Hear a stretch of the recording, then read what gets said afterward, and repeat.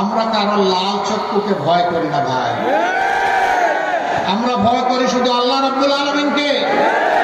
কোন আধিপত্যবাদের ছায়া বাংলাদেশে আমরা দেখতে চাই না।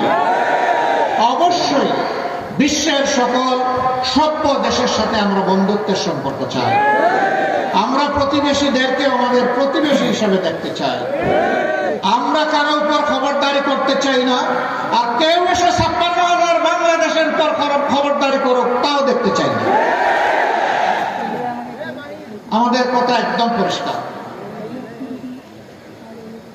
54 বছর যেই শাসন, যেই রাজনৈতিক ব্যবস্থা, যে বন্দোবস্ত দেশবাসীকে ফেসিবাদ উপহার দিয়েছে, এই শাসনও আমরা আর দেখতে চাই না। আমরা চাই তার আমূল পরিবর্তন। সেই আমূল পরিবর্তনের সময়টা আপনাদেরকে দেশবাসীকে হাত ছানি দিয়ে ডাকছে আগামী 12 বছর। একসাথে দুটি ভোট ইনশাআল্লাহ অনুষ্ঠিত হবে, গণভোট আর সাধারণ নির্বাচন। আমি বলবো গণভোট সফল হলে সাধারণ নির্বাচন সফল হবে, তাই গণভোটের পক্ষে হা বলতে হবে। জুলাই শহীদদের প্রতি সম্মান দেখানোর জন্য গণভোটের প্রতি হা বলতে হবে।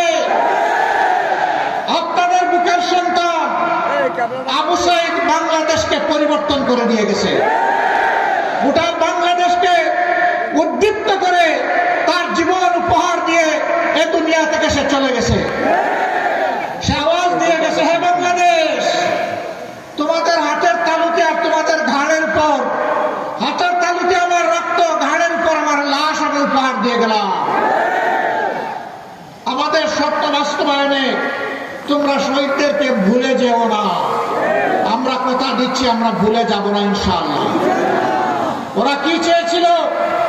ওরা চেয়েছিল একটা দুর্নীতিমুক্ত বাংলাদেশ, একটা বৈষম্য মুক্ত বাংলাদেশ, একটা ন্যায় বিচারের বাংলাদেশ, একটা আধিপত্যবাদ মুক্ত বাংলাদেশ, একটা উন্নয়নের বাংলাদেশ, একটা যুবকদের আকাঙ্ক্ষার বাংলাদেশ।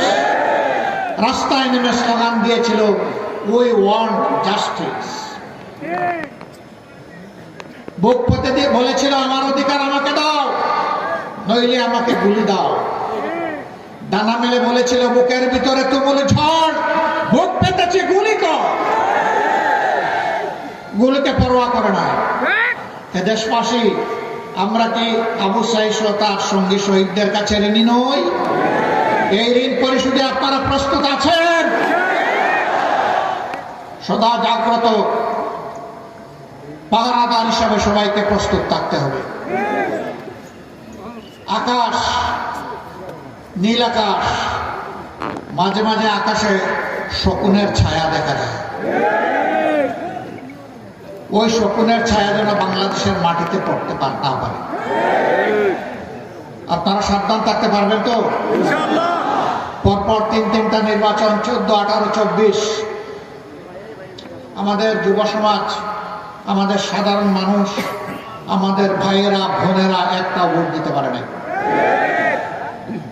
যুব সমাজ তাদের জীবনেও একটা ভোট দিতে পারে না। এবার অনেক অপেক্ষার পর আগামী 12 তারিখ আসছে।